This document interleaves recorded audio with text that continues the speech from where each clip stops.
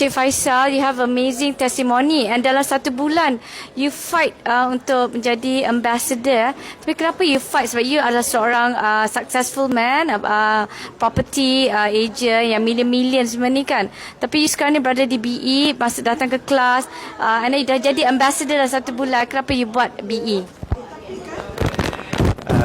Assalamualaikum warahmatullahi wabarakatuh.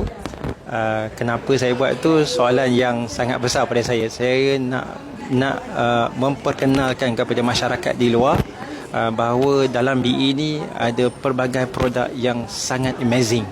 Kan, sama ada Alora, Bifil, even Shurito. So di luar sana you have to know apa yang berlaku dekat dalam BE. You have to know sebenarnya. Jangan kita terlalu rasa kita sihat dan kita rasa kita boleh makan apa saja, berjalan apa saja. Tapi apa yang nak berlaku pada kita, Allah saja yang tahu. Pada saya, you all semua kena tahu apa benefit Alora dan juga especially Bifil pada saya. Itu saja. Kan? Anda you pergi share je, you just share je. I just dalam keadaan sekarang saya rasa saya nak share saja, sama ada orang tu sihat ataupun orang tu tidak sihat. So niat kita, nama kita nak share benda ni supaya tak berlaku pada orang tersebut. Itu kita nak beritahu. Niat kita, kalau niat kita betul, kita beritahu saja. Itu je. So sama ada dia nak terbuka hati dia ataupun tidak, itu perkara nombor 2. Allah yang tentu bukakan hati dia. Itu je, bukan kita.